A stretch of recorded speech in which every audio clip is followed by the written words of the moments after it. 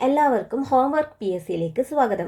ജനുവരി 21-ാം തീയതി PSC നടത്തിയ caretaker എക്സാമിൻ്റെ final answer key. First question, താഴെ പറയുന്നവയിൽ ഗാന്ധിജിയുമായി ബന്ധമില്ലാത്ത സമരം. ആൻസർ എന്ന് പറയുന്നത് സി ആണ്, സ്വദേശി പ്രസ്ഥാനം. ചമ്പാരൻ സത്യാഗ്രഹം, അഹമ്മദാബാദ് മിൽ പണിമുടക്ക്, നിസ്സഹരണ പ്രസ്ഥാനം, ഇവിടെയൊക്കെ ഗാന്ധിജി ഉണ്ടായിരുന്നു. എന്നാൽ സ്വദേശി പ്രസ്ഥാനം 1905 ബംഗാൾ വിഭജനത്തെ തുടർന്ന് ഉണ്ടായതാണ്. അന്ന് ഗാന്ധിജി ഇന്ത്യയിലില്ല. സ്വദേശി പ്രസ്ഥാനം ഗാന്ധിജിയുമായി ബന്ധമില്ലാത്ത പ്രസ്ഥാനമാണ്. ചമ്പാരൻ സത്യാഗ്രഹം 1917 നടന്നു. അഹമ്മദാബാദ് മിൽസ് പണിമുടക്ക് 1918. നിസ്സഹരണ പ്രസ്ഥാനം 1920-22 കാലഘട്ടത്തിലാണെന്ന് തോന്നുന്നത്. രണ്ടാമത്തെ ക്വസ്റ്റ്യൻ, 1857 കലാപവുമായി ബന്ധപ്പെട്ട നേതാക്കളുടെയും അവർ നേതൃത്വം കൊടുത്ത സ്ഥലങ്ങളും താഴെ സൂചിപ്പിക്കുന്നു. ശരിയായ ജോഡി കണ്ടെത്തുക. ഇവിടെ ശരിയായത് ആൻസർ എ ആണ്. കാൺപൂർ, നാനാ സാഹിബ്. കാൺപൂരിൽ നേതൃത്വം നൽകിയത്, വിപ്ലവത്തിന് നേതൃത്വം നൽകിയത് നാനാ സാഹിബ്. എന്നാൽ ബീഹാറിൽ കുൻവർ സിംഗ് അല്ലെ കൻവർ സിംഗ് ആണ് നേതൃത്വം നൽകിയത്. ബീഹാറിൽ കൻവർ സിംഗ്. ലക്നൌവിൽ ബീഗം ഹസ്രത് മഹൽ. ലക്നൗ നേതൃത്വം നൽകിയത് ബീഗം ഹസ്രത് മഹൽ. ഫൈസാബാദിൽ മൗലവി അഹമ്മദുള്ള.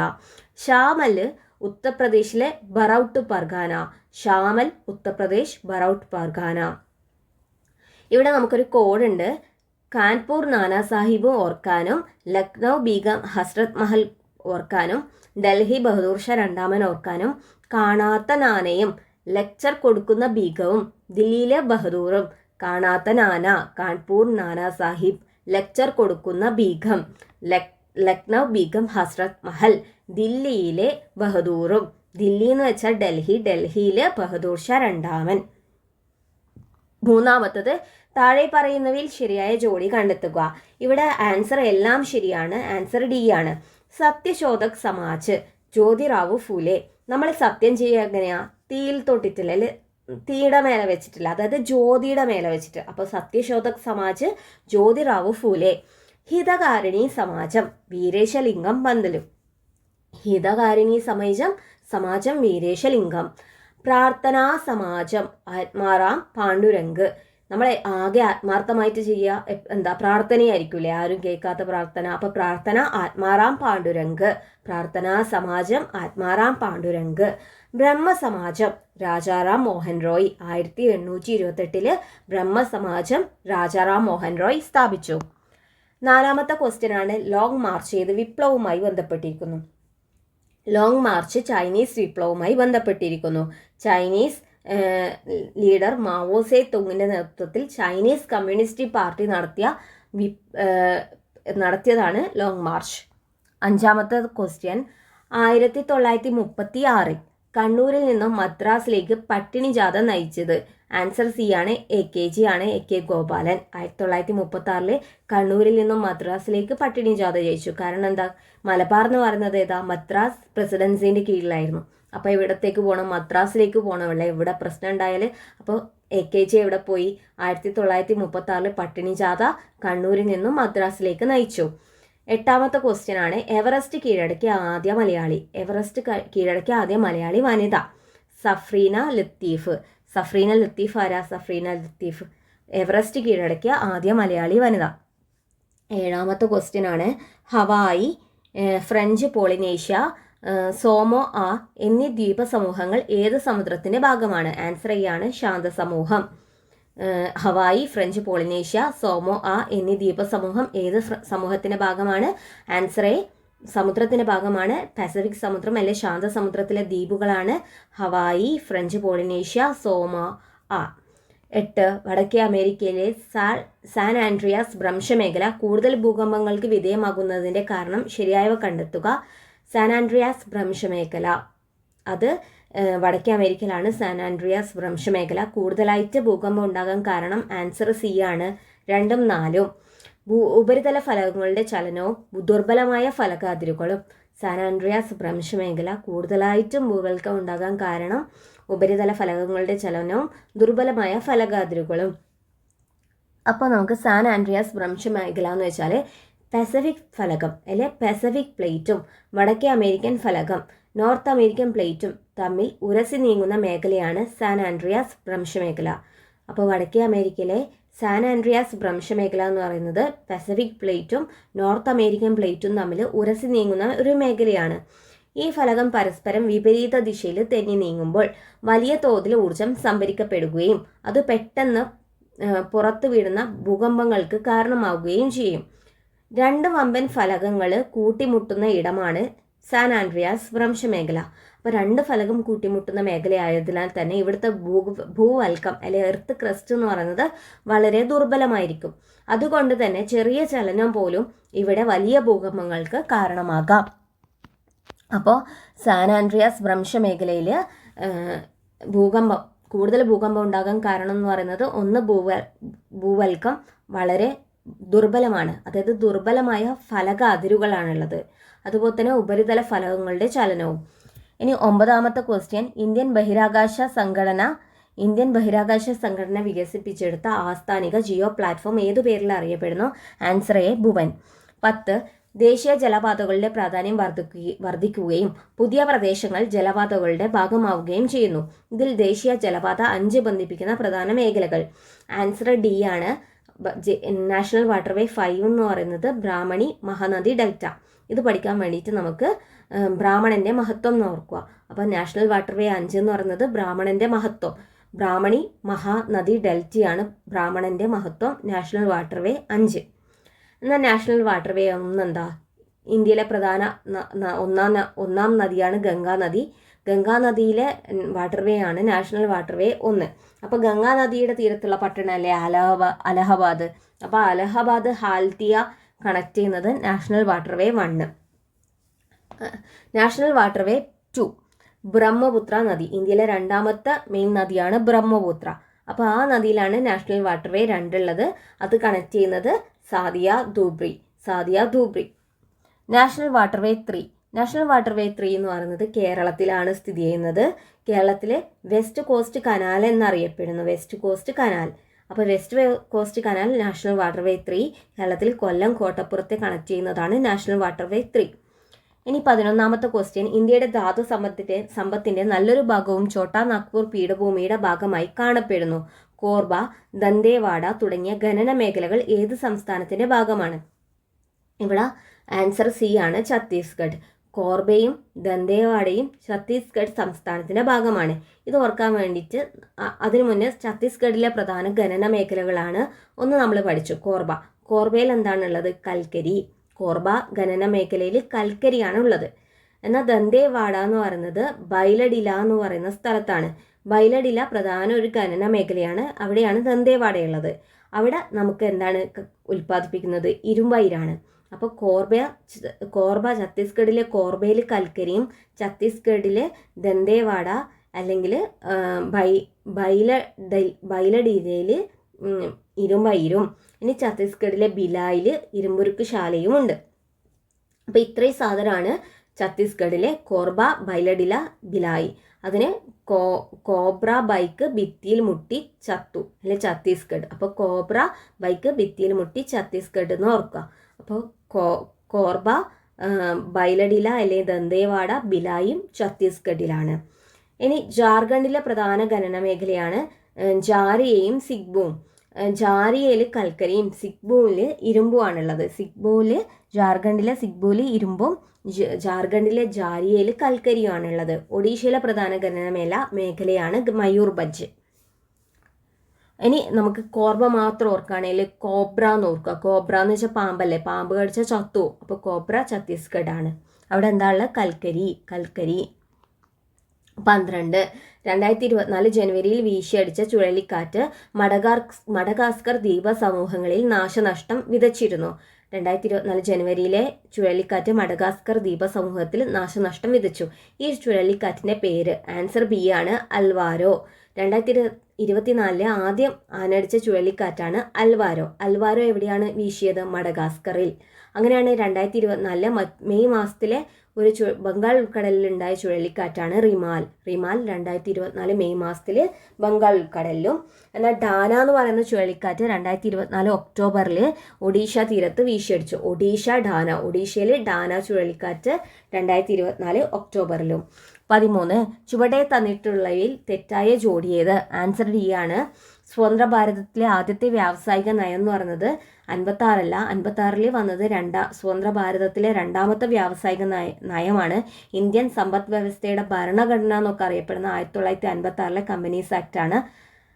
അത് രണ്ടാമത്തെ നയമാണ്.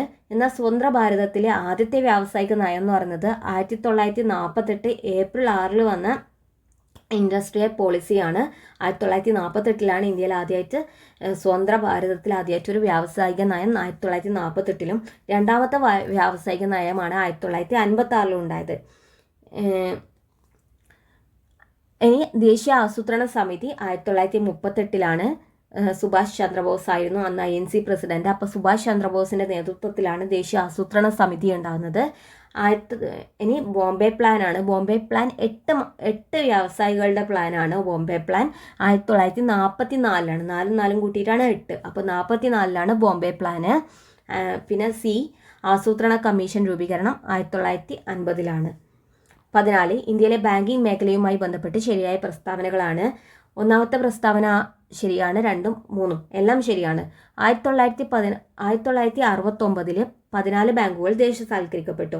ഇന്ത്യയിലെ ബാങ്ക് ദേശസാൽക്കരണം 2 പ്രാവശ്യം നടന്നത്, 1969 1980.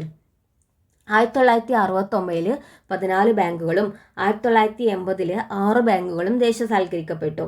1969 ഇന്ദിരാഗാന്ധിയും VV ഗിരിയും 1980 ഇന്ദിരാഗാന്ധിയും നീലം സഞ്ജീവ റെഡ്ഡിയോ ആയിരുന്നു. അപ്പോൾ ബാങ്ക് ദേശസാൽക്കരണത്തിൻ്റെ പ്രധാനമന്ത്രിയും പ്രസിഡന്റിൻ്റെയും കോംബോ നമുക്ക് ഒരേപോലെ പഠിക്കാം. അതായത് ഇന്ദ്രഗിരി എന്നും പഠിക്കുക, ഇന്ദ്രനീലം എന്നും പഠിക്കുക. ഇന്ദ്രഗിരി 69 ഇന്ദ്രനീലം 80. അപ്പോൾ ഇന്ദിരാഗാന്ധിയും VV ഗിരിയും 69 ബാങ്ക് ദേശസാൽക്കരണം, ഇന്ദിരാഗാന്ധിയും നീലം സഞ്ജീവ റെഡ്ഡിയും ഇന്ദ്രനീലം 80. അപ്പോൾ നമുക്ക് പ്രൈം മിനിസ്റ്ററിനും പ്രസിഡന്റിനും നമുക്ക് കിട്ടും. അപ്പോൾ 1969 അത് ശരിയാണ്. 1993 ആദ്യമായിട്ട് ബാങ്ക് ലയനം സംഭവിക്കുന്നത്. അന്ന് new bank of India Punjab national ബാങ്കിലാണ് ലയിച്ചത്. New bank of India Punjab national ബാങ്കിൽ ലയിച്ചത് 1993. അതെന്താ ഇമ്പോർട്ടൻ്റ് എന്ന് വെച്ചാൽ അത് ആദ്യമായിട്ടാണ് ഇന്ത്യയിൽ പൊതുമേഖലാ ബാങ്കുകളുടെ ലയനം സംഭവിക്കുന്നത്. 1770 ആരംഭിച്ച ബാങ്കാണ് ബാങ്ക് ഓഫ് ഹിന്ദുസ്ഥാൻ. 1770 ആരംഭിച്ച ബാങ്ക് ഓഫ് ഹിന്ദുസ്ഥാൻ. 15ാമത്തെ ക്വസ്റ്റ്യൻ, ചുവടെ തന്നിട്ടുള്ളവയിൽ സാമ്പത്തിക ശാസ്ത്രജ്ഞനായ ആദം സ്മിത്തുമായി ബന്ധപ്പെട്ട ആശയമേത്? ആൻസർ എന്ന് പറയുന്നത് 1ഉം 2ഉമാണ്. ആദ്യത്തെ ഓപ്ഷൻ സമ്പത്തിനെക്കുറിച്ചുള്ള പഠനം, അത് ആദം സ്മിത്ത് സമ്പത്തിനെക്കുറിച്ച് പഠിച്ച ആളാണ്. സമ്പത്തിനെക്കുറിച്ചുള്ള പഠനമാണ് സാമ്പത്തിക ശാസ്ത്രം എന്നൊക്കെ പറയുന്നത് ആദം സ്മിത്ത് ആണ്. രണ്ടാമത്തത് ലേസെ ഫെയർ സിദ്ധാന്തം അല്ലെങ്കിൽ വ്യക്തിവാദ സിദ്ധാന്തം ആദം സ്മിത്തിൻ്റെതാണ്. മൂന്നാമത്തെ മിച്ചമൂല്യ സിദ്ധാന്തം അല്ലെ സർപ്ലസ് വാല്യൂ, അത് കാൾ മാർക്സിൻ്റെ ആണ്. അപ്പോൾ 1ഉം 2ഉം ആദം സ്മിത്തിൻ്റെയാണ്, മൂന്നാമത്തെ കാൾ മാർക്സിൻ്റെ ആണ്. അപ്പോൾ ആൻസർ എ ആണ്, 1ഉം 2ഉമാണ് ശരി. 16 ഹരിത വിപ്ലവത്തിൻ്റെ നേട്ടങ്ങളിൽ ഉൾപ്പെടുന്ന പ്രസ്താവനകൾ ഏതെല്ലാം? ഇവിടെ എല്ലാം ഉണ്ട്. ആൻസർ സി ആണ്. അതായത് ഹരിത വിപ്ലവം എന്തൊക്കെ കൊണ്ടുവന്നു? ഭക്ഷ്യധാന്യങ്ങളുടെ ഉൽപ്പാദനം വർദ്ധിപ്പിച്ചു, ഭക്ഷ്യ സ്വയം പര്യാപ്തത ഉണ്ടാക്കി, ഭക്ഷ്യധാന്യങ്ങളുടെ വില എന്ത് ചെയ്തു? കുറഞ്ഞു. ഉൽപ്പാദനം കൂടിയപ്പോൾ വില കുറഞ്ഞു. ഇതൊക്കെ ഹരിത വിപ്ലവത്തിൻ്റെ ഫലങ്ങളാണ്.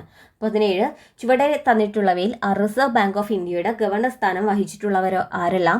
ആൻസർ ബി ആണ്. ശക്തികാന്ത് ദാസ്, KR പുരി, മൻമോഹൻ സിംഗ്, ഇവരൊക്കെ RBI ഗവർണേഴ്സ് ആയിട്ടുണ്ട്. RBI ഗവർണേഴ്സ് ആയ ആൾക്കാരാണ് ശക്തികാന്ത് ദാസ്, KR പുരി, മൻമോഹൻ സിംഗ്. 18 ചുവടെ തന്നിട്ടുള്ളതിൽ ശരിയായ പ്രസ്താവനകൾ ഏതൊക്കെ? 2ഉം 3ഉമാണ് ശരി, 1 തെറ്റാണ്. ഫസ്റ്റ് സ്റ്റേറ്റ്മെന്റ്, ആൻസർ ബി ആണ്. ഫസ്റ്റ് സ്റ്റേറ്റ്മെന്റ്, ടാറ്റ ഇരുമ്പുരുക്ക് കമ്പനി ഇന്ത്യയിലെ ഏറ്റവും വലിയ പൊതുമേഖലാ ഇരുമ്പുരുക്ക് വ്യവസായശാലയാണ്. ഇത് തെറ്റാണ്. കാരണം എന്താ? ഇന്ത്യയിലെ സ്വകാര്യ മേഖലയിലെ ഏറ്റവും വലിയ ഇരുമ്പുരുക്ക് ശാലയാണ് ടാറ്റ ഇരുമ്പുരുക്ക് ശാല. അതായത് ഇവിടെ പൊതുമേഖല എന്ന് പറയുന്നത് തെറ്റാണ്, ഇത് സ്വകാര്യ മേഖലയുടേതാണ്. രണ്ടാമത്തെ സ്റ്റേറ്റ്മെന്റ്, ഇന്ത്യയിലെ ഏറ്റവും വലിയ ധാതു അധിഷ്ഠിത വ്യവസായമാണ് ഇരുമ്പുരുക്ക് വ്യവസായം. അത് ശരിയാണ്. ഇന്ത്യയിലെ ഏറ്റവും വലിയ ധാതു അധിഷ്ഠിത വ്യവസായം ഇരുമ്പുരുക്ക് വ്യവസായം. മൂന്നാമത്തെ സ്റ്റേറ്റ്മെന്റ്, ഇരുമ്പുരുക്ക് വ്യവസായത്തിന്റെ ഒരു പ്രധാന അസംസ്കൃത വസ്തുവാണ് കൽക്കരി. ശരിയാണ്, ഇരുമ്പുരുക്ക് വ്യവസായത്തിന്റെ പ്രധാന അസംസ്കൃത വസ്തുവിൽ ഒന്നാണ് കൽക്കരി. 19 ചുവടെ തന്നിട്ടുള്ളവയിൽ 2024 അവതരിപ്പിച്ച കേന്ദ്ര ബജറ്റിലെ ആദായ നികുതിയുമായി ബന്ധപ്പെട്ട പ്രസ്താവനകൾ ഏതെല്ലാം?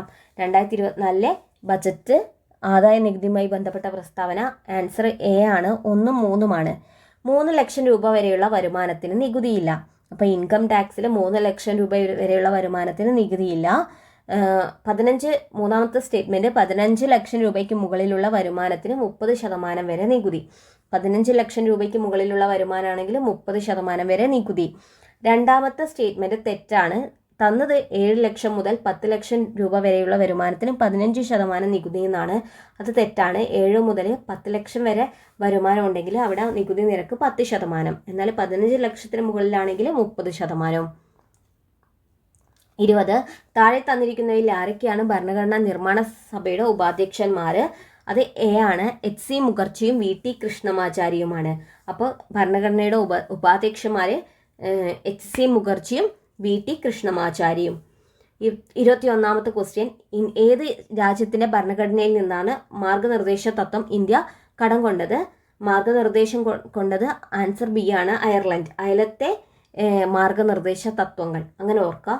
അപ്പോൾ അയലത്തെ എന്ന് പറയുമ്പോൾ അയലത്തെ മാർഗനിർദ്ദേശക തത്വങ്ങൾ. അപ്പോൾ അയർലൻഡാണ് മാർഗനിർദ്ദേശക തത്വം കൊണ്ടുവന്നത്. 22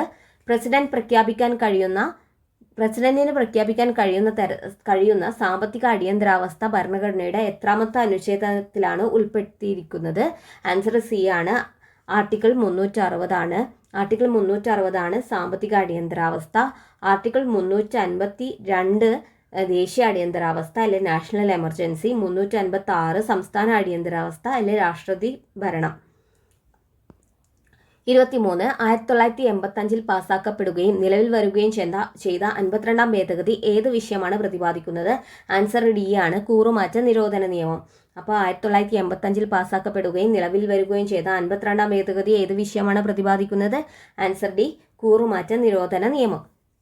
52ാം ഭേദഗതി 1985 കൂറുമാറ്റ നിരോധന നിയമം. 24 കൺകറന്റ് ലിസ്റ്റിൽ ഉൾപ്പെടുന്ന വിഷയം ഏതൊക്കെയാണെന്നാണ്? ആൻസർ എ ആണ്, വനവും വൈദ്യുതിയും. വനം നമുക്കറിയാം കൺകറന്റിലേക്ക് വന്നത്. അത് 42ാം ഭേദഗതി പ്രകാരമാണ് വനം കൺകറന്റിലേക്ക് വന്നത്. വൈദ്യുതി നമുക്ക് കറന്റ് കൺകറന്റിലാണെന്ന് ഓർക്കുക. കറന്റ് കൺകറന്റിൽ, അപ്പോൾ വൈദ്യുതി കൺകറന്റ് ആണ്. 25 ഇപ്പോഴത്തെ 2025 ദേശീയ വിവരാവകാശ കമ്മീഷൻ ചെയർമാൻ ആൻസർ ബി ആണ്, ഹീരലാൽ സമരിയ. 26 നിലവിലെ കേന്ദ്ര റെയിൽവേ മന്ത്രി ആരാണ്? ആൻസർ സി ആണ്, അശ്വിനി വൈഷ്ണവ്. 27 കൂറുമാറ്റം മൂലം അംഗത്തിന് അയോഗ്യത കൽപ്പിക്കുന്നതിന് 10ാം ഷെഡ്യൂളിലെ വ്യവസ്ഥകൾ പ്രകാരം ചുവടെ തന്നിരിക്കുന്നതിൽ ആർക്കാണ് അധികാരമുള്ളത്? 10ാം ഷെഡ്യൂളാണ് നമ്മുടെ 52ാം ഭേദഗതി പ്രകാരം 1985 കൂട്ടിച്ചേർത്ത ഷെഡ്യൂൾ, കൂറുമാറ്റ നിരോധന നിയമപ്രകാരം കൂട്ടിച്ചേർത്ത ഷെഡ്യൂളാണ് 10ാം ഷെഡ്യൂൾ. അപ്പോൾ കൂറുമാറ്റം മൂലം അംഗത്തിന് അയോഗ്യത കൽപ്പിക്കാൻ 10ാം ഷെഡ്യൂളിലെ വ്യവസ്ഥകൾ പ്രകാരം ആർക്കാണ് യോഗ്യത എന്ന് ചോദിച്ചാൽ, ഇപ്പം അയാൾ ഏത് സഭയിലാണുള്ളത് ആ സഭയുടെ അധ്യക്ഷനായിരിക്കും യോഗ്യത. അപ്പോൾ ഇവിടെ ഇപ്പോൾ ഒരു സഭയിലെ അംഗം കൂറുമാറിയോ ഇല്ലയോ എന്ന് തീരുമാനിക്കാനുള്ള പൂർണ്ണ അധികാരം ആ സഭയുടെ അധ്യക്ഷനാണ്. ലോക്സഭയിലാണെങ്കിൽ സ്പീക്കറും രാജ്യസഭയിലാണെങ്കിൽ രാജ്യസഭ ചെയർമാനുമായിരിക്കും അധികാരം. അപ്പോൾ ഇവിടെ സ്പീക്കറിനും രാജ്യസഭ ചെയർമാനാണ് അധികാരം. അപ്പോൾ ഓപ്ഷനിൽ സ്പീക്കർ ഉണ്ട്, അതുകൊണ്ട് ആൻസർ എ ആണ്. 28 കേരളത്തിലെ ആരോഗ്യവകുപ്പ് നഗരങ്ങളിലെ ചേരികളിൽ താമസിക്കുന്ന സാധാരണക്കാരുടെ ആരോഗ്യ സംരക്ഷണത്തിനായി നടപ്പിലാക്കിയ പദ്ധതി ആൻസർ ബി ആണ്, ഉഷസ്.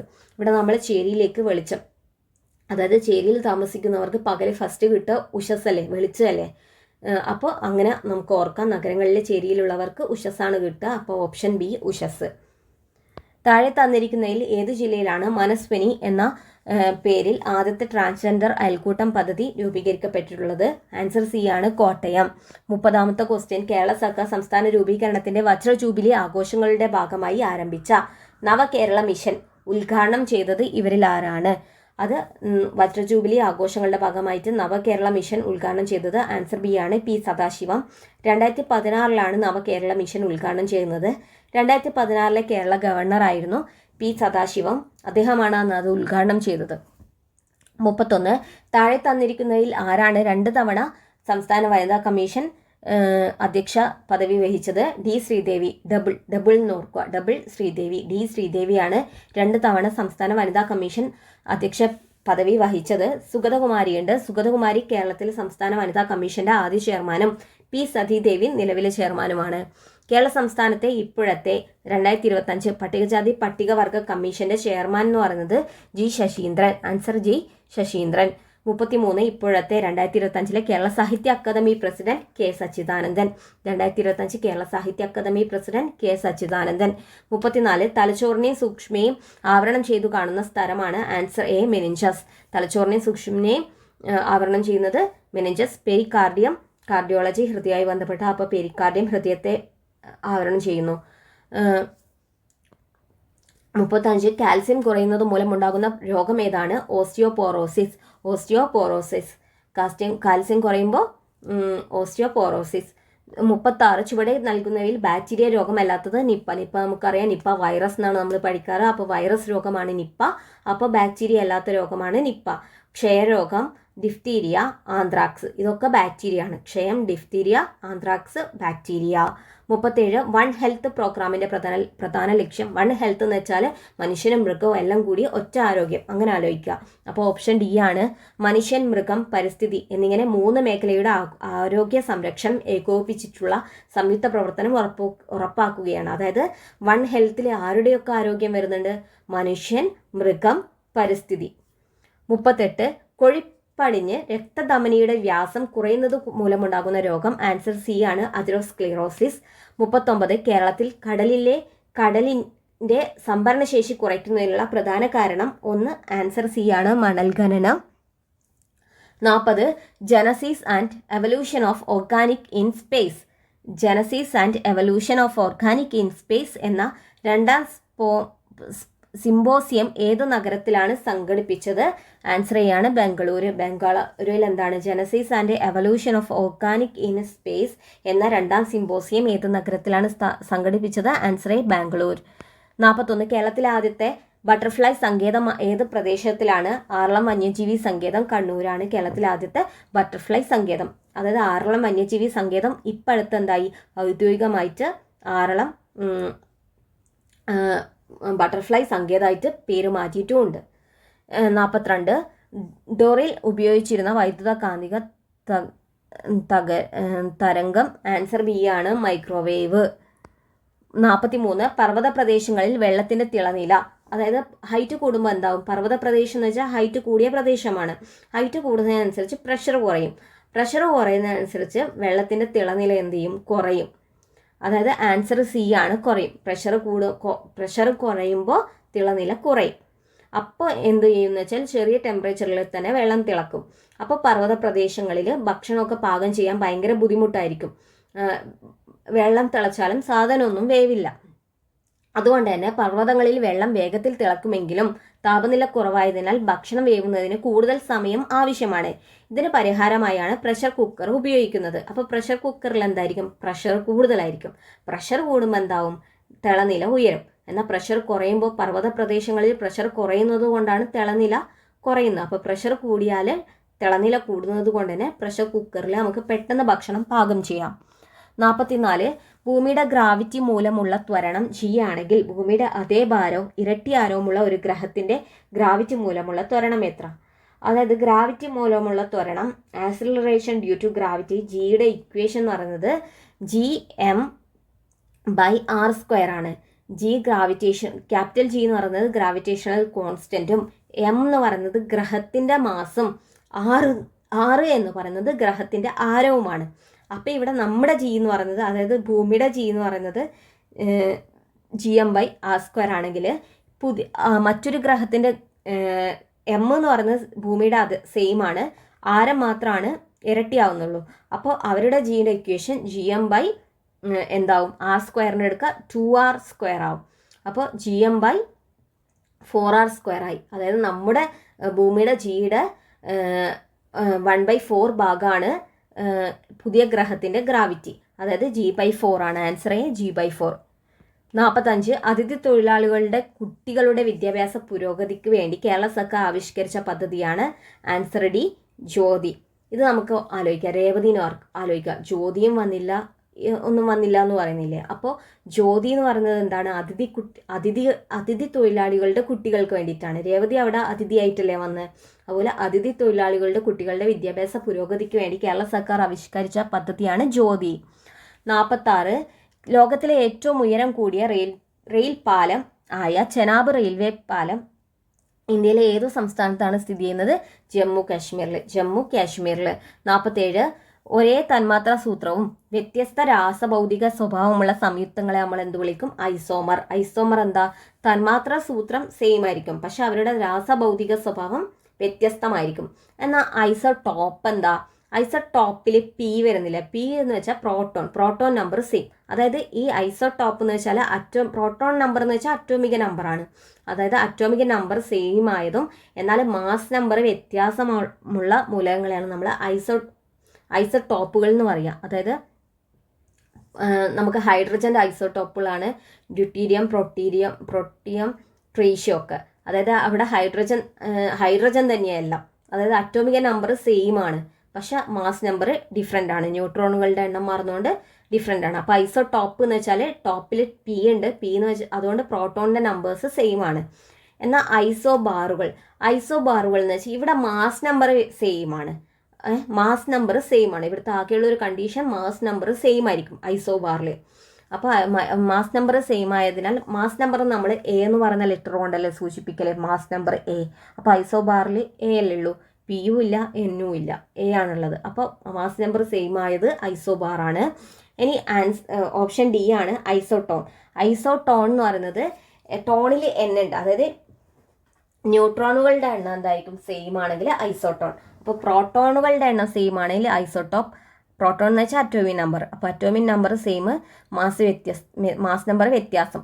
അതായത് പ്രോട്ടോൺ നമ്പർ സെയിം ആയത് ഐസോടോപ്പ്, ന്യൂട്രോൺ നമ്പർ സെയിം ആയത് ഐസോടോണ്, അറ്റോമിക് മാസ് സെയിം ആയത് ഐസോബാർ. എന്നാൽ സെയിം രാസസൂത്രം എന്നാൽ രാസിക സ്വഭാവം വ്യത്യസ്തമാണെങ്കിൽ ഐസോമർ.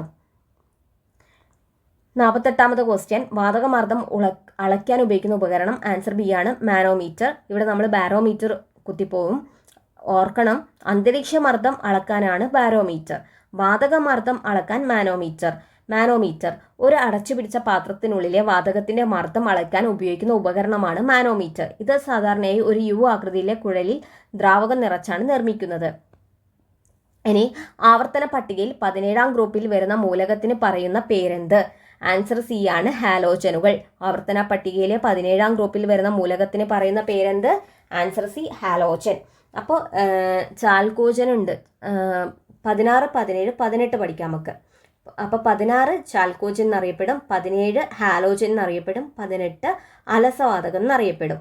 അപ്പോൾ ചായയും ഹലുവയും അലസമായി കഴിക്കുന്നു. ചായ ചാൽക്കോജൻ, ഓക്സിജൻ ഫാമിലി, ഹലുവ ഹാലോജൻ, പിന്നെ അലസമായി കഴിക്കുന്നു അലസവാതകം. അപ്പോൾ 16ാം ഗ്രൂപ്പും 17ാം ഗ്രൂപ്പും 18ാം ഗ്രൂപ്പും ആകെ 18 ഗ്രൂപ്പുകളേ ഉള്ളൂ. 16, 17, 18 ചാൽക്കോജൻ, ഹാലോജൻ, അലസവാതകം. ചായയും ഹലുവയും അലസമായി കഴിക്കുന്നു. അപ്പോൾ 17ാം ഗ്രൂപ്പിൽ വരുന്ന മൂലകത്തിൻ്റെ പേര് ഹാലോജൻ. 16ാം ഗ്രൂപ്പിൽ വരുന്ന മൂലകങ്ങളുടെ പേര് എന്താണ്, 16ാം ഗ്രൂപ്പിൽ ചാൽക്കോജൻ, 17ാം ഗ്രൂപ്പ് ഹാലോജൻ, 18ാം ഗ്രൂപ്പ് അലസവാതകം. പിന്നെന്താ, fluorine, chlorine, bromine, iodine, astatine എന്നിവയാണ് ഇതിൽ ഉൾപ്പെടുന്നത്. ഇത് ഹാലോജൻ എന്ന് പറയുന്നത് fluorine, chlorine, bromine, iodine, astatine. ഇവ ലോഹങ്ങളായി ചേർന്ന് ഇവയെ ഹാലോജൻ എന്ന് വിളിക്കുന്നത് എന്തുകൊണ്ടെന്നാൽ ഇവ ലോഹങ്ങളുമായി ചേർന്നിട്ട് ലവണം ഉണ്ടാക്കുന്നു. ഫോർ എക്സാമ്പിൾ, സോഡിയം ക്ലോറിൻ ചേർന്നിട്ട് സോഡിയം ക്ലോറൈഡ്, ഉപ്പ് എന്ന് പറയുന്ന ഉപ്പ് ഉണ്ടാക്കുന്നില്ലേ, അത് ലവണമാണല്ലോ. അപ്പോൾ ലോഹമായ സോഡിയത്തിനോടൊപ്പം ഹാലോജൻ ഫാമിലിയിലെ ക്ലോറിൻ ചേർന്നിട്ട് എന്തുണ്ടാക്കുന്നുണ്ട്, ലവണം ഉണ്ടാക്കുന്നത് കൊണ്ടാണ് ഇവരെ ഹാലോജൻ എന്ന് പറയുന്നത്. 50 ഇന്ത്യയിലെ ആദ്യത്തെ artificial intelligence data centre park സ്ഥിതി ചെയ്യുന്ന സംസ്ഥാനം ആൻസർ എ ആണ് ഛത്തീസ്ഗഡ്. ഇന്ത്യയിലെ ആദ്യത്തെ AI data centre park Chhattisgarh. രസതന്ത്രത്തിനുള്ള നോബൽ സമ്മാനം ലഭിച്ച ഇന്ത്യക്കാരൻ. രസതന്ത്രത്തിന് ലഭിച്ചത് വെങ്കിട്ടരാമൻ രാമകൃഷ്ണനാണ്. 2009 ലഭിച്ചത്. റൈബോസിയുമായിട്ട് ബന്ധപ്പെട്ട കണ്ടുപിടുത്തത്തിനാണ് രാമകൃഷ്ണന് ലഭിച്ചത്. വെങ്കിട്ടരാമൻ രാമകൃഷ്ണൻ. എന്നാൽ സി വി രാമൻ 1930 ഫിസിക്സിൽ രാമൻ എഫക്റ്റിനാണ് കിട്ടിയത്. C V Raman 1930 physics Raman effect. Kailash Satyarthi 2014 സമാധാന നോബേല് മലാലയ്ക്കൊപ്പം പങ്കിട്ട ആളാണ് കൈലാഷ് സത്യാർത്ഥി, സമാധാന നോബേല്. അഭിജിത്ത് ബാനർജി 2019 എക്കണോമിക്സിന് നോബേല് കിട്ടി. 52 താഴെ തന്നിരിക്കുന്നതിൽ വൈകുണ്ഠസ്വാമികളെ കുറിച്ചുള്ള ശരിയായ പ്രസ്താവന ഏതൊക്കെയാണ്? ആൻസർ ഡി ആണ്. 1ഉം 4ഉമാണ് ശരി. ബ്രിട്ടീഷുകാരെ വെണ്ണീച്ചൻ എന്നും പിന്നെന്താ തിരുവിതാംകൂർ രാജാക്കന്മാരെ അനന്തപുരി കരിനീച്ചൻ എന്നൊക്കെ വിളിച്ചത് വൈകുണ്ഠസ്വാമിയാണ്. അതുപോലെ സ്വാമിത്തോപ്പിൽ ജനിച്ചതും വൈകുണ്ഠസ്വാമിയാണ്. 2ഉം 3ഉം തെറ്റാണ്. സഹോദര സംഘം സ്ഥാപിച്ചത് 1917 ചേറായിൽ സഹോദരൻ അയ്യപ്പനാണ്. വൈകുണ്ഠസ്വാമി സ്ഥാപിച്ചത് 1836 സമത്വ സമാജമാണ്. മോക്ഷപ്രദീപം ലഭിച്ചത് ബ്രഹ്മാനന്ദൻ ശിവയോഗിയാണ്. വൈകുണ്ഠസ്വാമിയുടെ പ്രധാന കൃതികൾ അഖിലത്തിരട്ടും അരുൾനൂലും. 53 2026 ഏഷ്യൻ ഗെയിംസിന് വേദിയാകുന്ന രാജ്യമേത്? ആൻസർ സി ആണ്, ജപ്പാൻ. 2026 ജപ്പാൻ. 2023 നടന്നത്. പക്ഷെ 2022 ഏഷ്യൻ ഗെയിംസ് ആണ്. 2022 Asian games Hangzhou China. 2022 Hangzhou China. 2026 ജപ്പാനിൽ നടക്കുന്നു. 2030 ദോഹ ഖത്തർ. ഏഷ്യൻ ഗെയിംസിന്റെ വേദികളാണ്. 2022 Hangzhou China, 2026 Japan, 2030 Qatar Doha. 54 Kerala സംഗീതത്തിന്റെ അഗസ്റ്റൻ യുഗം എന്ന് വിശേഷിപ്പിക്കുന്ന ആരുടെ ഭരണകാലത്തെയാണ്? സ്വാതി തിരുനാൾ. കേരള സംഗീതത്തിന്റെ അഗസ്റ്റൻ യുഗം എന്ന് പറയുന്നത് സ്വാതി തിരുനാളിന്റെ ഭരണകാലഘട്ടം. 55 താഴെ തന്നിരിക്കുന്നതിൽ മലയാളത്തിലെ ആദ്യത്തെ സാഹിത്യ മാസിക എന്നു സാഹിത്യ ചരിത്രകാരന്മാർ വിലയിരുത്തിയ ഒരു ആനുകാലികമാണ്. Answer A Vidyavilasini. അപ്പോൾ മലയാളത്തിലെ ആദ്യത്തെ സാഹിത്യ മാസിക എന്ന് സാഹിത്യ ചരിത്രകാരന്മാർ പറഞ്ഞത് വിദ്യാവിലാസിനി. 1851 തിരുവനന്തപുരത്ത് വെച്ചാണ് ആരംഭിച്ചത് വിദ്യാവിലാസിനി. മലയാളത്തിലെ ആദ്യത്തെ സാഹിത്യ മാസിക വിദ്യാവിലാസിനി. 56 താഴെ തന്നിരിക്കുന്നവയിൽ ശരിയായ ജോഡികൾ ഏതൊക്കെയാണ്? ആൻസർ 1ഉം 2ഉമാണ്. കല്യാണമൽ എന്ന് പറഞ്ഞ ബുക്ക് സർദാർ KM പണിക്കറാണ്. അദ്ദേഹത്തിൻ്റെ നോവലാണ് കല്യാണമൽ. Premamritham C V Ramanpillai. മലയാളത്തിലെ ആദ്യത്തെ ഹാസ്യ നോവലാണ് പ്രേമാമൃതം. രചിച്ചത് സി വി രാമൻപിള്ള. ബാക്കി ബുക്കൊക്കെ ശരിക്കും സർദാർ KM പണിക്കറിൻ്റെ ആണ്. കല്യാണമൽ, പറങ്കി പടയാളി, വെള്ളുവക്കമാരൻ, പറങ്കിപ്പടയാളി, കല്യാണമൽ, സർദാർ KM പണിക്കർ.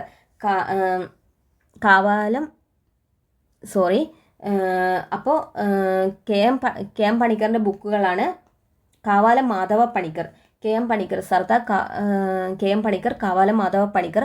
അദ്ദേഹത്തിൻ്റെ നോവലുകളാണ് കേരള സിംഹം, കല്യാണമൽ, പറങ്കിപ്പടയാളി, വെള്ളുവക്കമാരൻ, ധൂമകേതുവിൻ്റെ ഉദയം, ദൊരശിനി. അപ്പോൾ ദൊരശിനി KM പണിക്കറാണ്.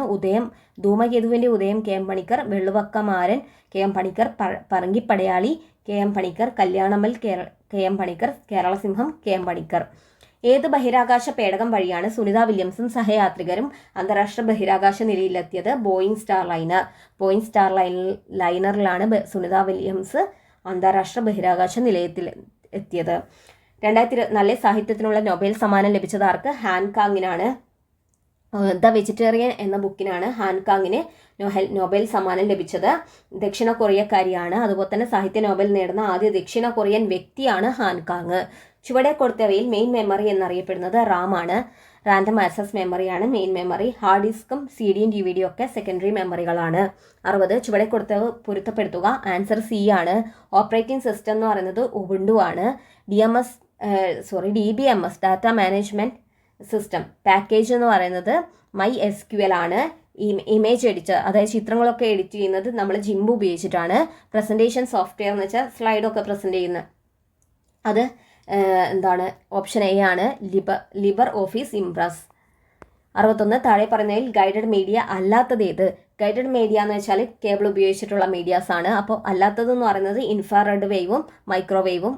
ആൻസർ ബി ആണ്. ഒപ്റ്റിക്കൽ ഫൈബറും കോയാക്സിയൽ കേബിളാണ്. അതുകൊണ്ട് തന്നെ അത് ഗൈഡഡ് മീഡിയ ആണ്. 62 MS എഡ്ജ് എന്നത് എന്താണ്? MS എഡ്ജ് എന്ന് പറയുന്നത് മൈക്രോസോഫ്റ്റ് വികസിപ്പിച്ച വെബ് ബ്രൗസറാണ്. അതായത് ഇൻ്റർനെറ്റ് എക്സ്പ്ലോറിന് പകരമായിട്ടാണ് MS എഡ്ജ് വന്നത്. മൈക്രോസോഫ്റ്റിൻ്റെയാണ്, വെബ് ബ്രൗസറാണ്. 63 നമ്മുടെ വിവരങ്ങൾ സോഷ്യൽ മീഡിയയിലൂടെ ശേഖരിച്ച് ഭീഷണിപ്പെടുത്തുന്നത് ഏതുതരം സൈബർ കുറ്റകൃത്യമാണ്? Cyber stacking. അതായത് നമ്മുടെ വിവരം സ്വീകരിച്ചിട്ട് ബ്ലാക്ക് മെയിൽ ചെയ്യലാണ് സൈബർ സ്റ്റാക്കിംഗ്. 64 വിവരാവകാശ നിയമം 2005 പ്രകാരം ഒഴിവാക്കപ്പെട്ട വിവരം ആവശ്യപ്പെട്ടുകൊണ്ടുള്ള അപേക്ഷ നിരസിക്കുന്ന ഉത്തരവിൽ വ്യക്തമാക്കേണ്ട വസ്തുത. അതായത് 2005 വിവരാവകാശ നിയമപ്രകാരം ഒരാൾ ഒരു വിവരത്തിന് വേണ്ടി അപ്ലൈ ചെയ്തു. അപ്പോൾ അത് അത് കൊടുക്കാൻ പാടില്ലാത്ത വിവരമായതുകൊണ്ട് തന്നെ അവർ തിരിച്ച് അത് നിരസിക്കുമ്പോൾ അയാൾക്ക് അപ്പീലിനുള്ള ഡീറ്റെയിൽസും കൂടി നമ്മൾ കൊടുക്കണം. അതായത് അയാൾക്ക് ഇനിയും ഡീറ്റെയിൽസ് വേണം എന്നുണ്ടെങ്കിൽ അപ്പീൽ കൊടുത്താൽ കിട്ടുമെങ്കിൽ അയാൾക്ക് അപ്പീൽ കൊടുക്കാൻ വേണ്ടിയിട്ട് അപേക്ഷ നിരസിക്കുന്നതിനുള്ള കാരണങ്ങളും അപ്പീൽ അധികാരിയുടെ വിലാസവും അപ്പീൽ സമർപ്പിക്കാനുള്ള സമയപരിധിയും ഇതൊക്കെ അയാളുടെ നിരസിക്കുന്ന ഉത്തരവിൽ വേണം. അപ്പോൾ ഓപ്ഷൻ ഡി ആണ്. 65 ചുവടെ കൊടുത്തവയിൽ ഉപഭോക്തൃ സംരക്ഷണ നിയമം സംബന്ധിച്ച് ശരിയായ പ്രസ്താവന ഏത്?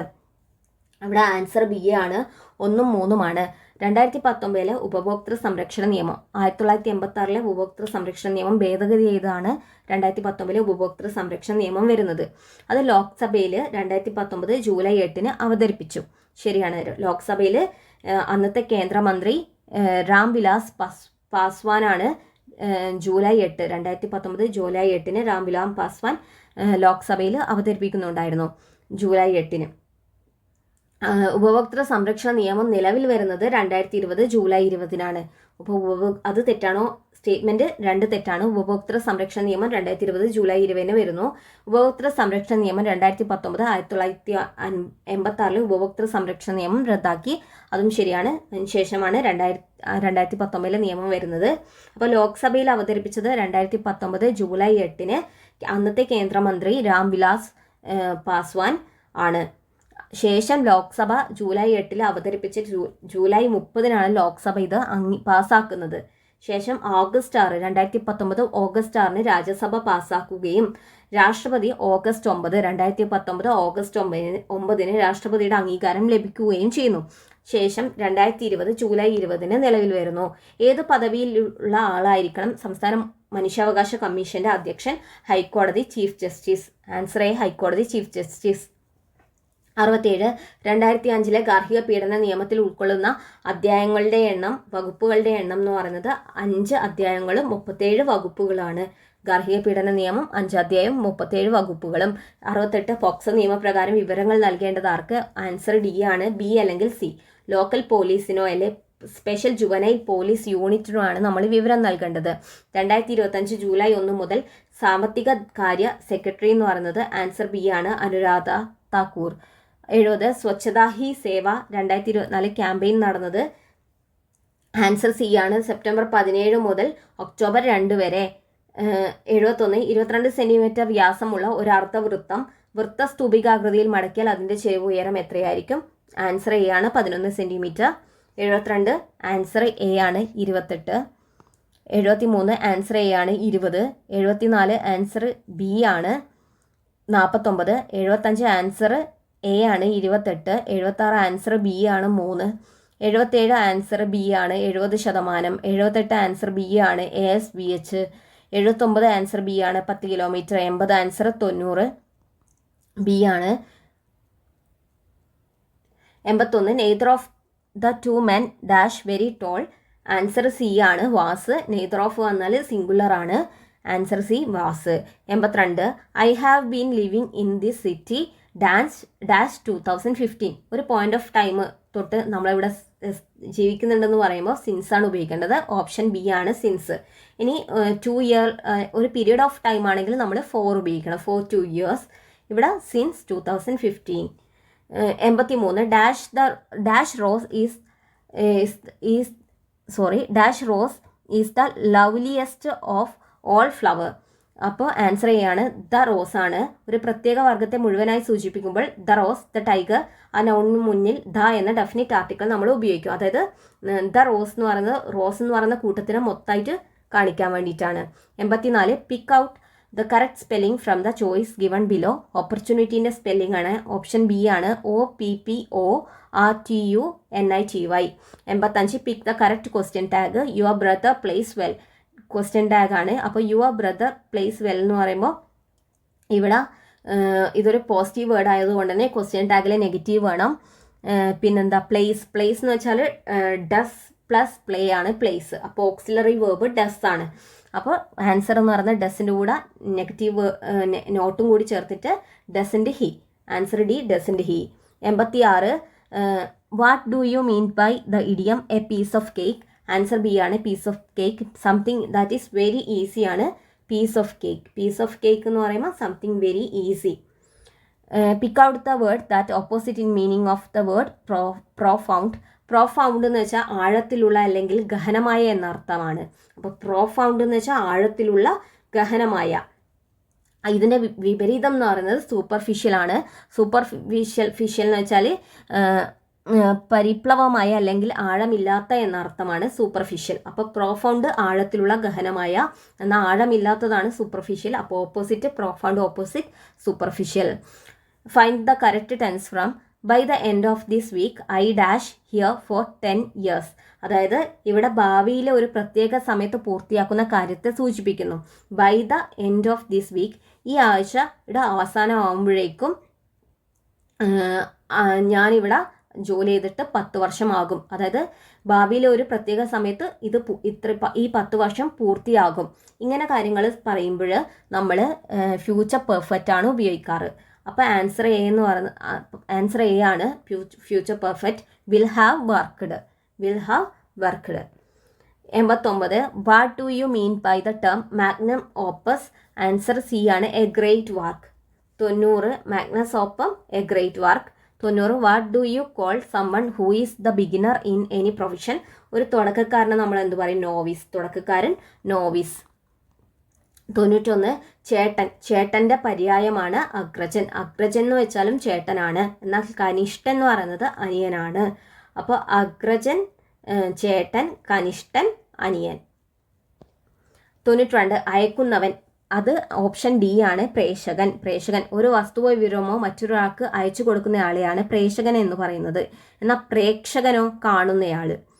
ഇനി പ്രേഷിതൻ എന്നാൽ അയക്കപ്പെട്ടവൻ എന്നും പ്രേക്ഷകൻ എന്നാൽ കാണുന്നവനെന്നുമാണ് അർത്ഥം. 93 മൈറ്റ് ഈസ് റൈറ്റ്. അതായത് മൈറ്റ് ഈസ് റൈറ്റ് എന്ന് വെച്ചാൽ നല്ല ശക്തിയുള്ളവൻ പറയുന്നത് ശരിയായിരിക്കും. ആൻസർ ബി ആണ്, മൈറ്റ് ഈസ് റൈറ്റ്. കയ്യൂക്കുള്ളവൻ, കാര്യക്കാരൻ. വിപരീത പദം തെറ്റായ ജോഡി ഏത്?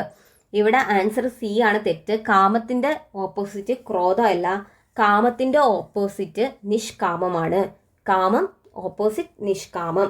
ബാക്കിയൊക്കെ ശരിയാണ്. രാഗം ഓപ്പോസിറ്റ് ദ്വേഷം, ഹ്രസ്വം ഓപ്പോസിറ്റ് ദീർഘം, സഹിതം ഓപ്പോസിറ്റ് രഹിതം. 95 ഭൂമി നാനാർത്ഥമുള്ള പദമേത്? ഭൂമിയുടെ നാനാർത്ഥം മേദിനി, ധാത്രി, ഇതൊക്കെ ഭൂമിയാണ്. മേദിനി. നളിനി എന്ന് വെച്ചാൽ താമരയാണ്. രജനിയും നിശീദിനിയും രാത്രി എന്നർത്ഥം വരുന്നുണ്ട്. മേദിനി ഭൂമിയും. 96 താഴെ തന്നവയിൽ പൂജക ബഹുവചനം. ആൻസർ സി ആണ്, 3ഉം 4ഉം. സ്വാമികളും ഗുരുക്കളുമാണ് പൂജക ബഹുവചനം. 97 ആഗമസന്ധിക്ക് ഉദാഹരണം തിരുവോണമാണ്. 97 തിരുവോണം. തിരു പ്ലസ് ഓണമാണ് തിരുവോണം. ഇവിടെ വ എന്ന അക്ഷരം പുതുതായി ആഗമിച്ചതിനാൽ ഇത് ആഗമസന്ധിയാണ്. ശരിയായ പദമേത്? മടയൻ. മടയനാണ് ശരിയായ പദം. മടയൻ്റെ ഡാ ഈടായാണ് മടയൻ. ചെലവാണ്. ഓക്കെ. പിന്നാക്കമാണ്. പിന്നെ പീഡനത്തിന് ചൊറയില്ലാത്ത ഡായാണ്. 99 ഏവൾ പിരിച്ചെഴുതുക. A plus അള്ളാണ് ഏവൾ. ഏവൾ. 100 നിരൂപകൻ. സ്ത്രീലിംഗ പദം നിരൂപകൻ, നിരൂപക. Thank you all.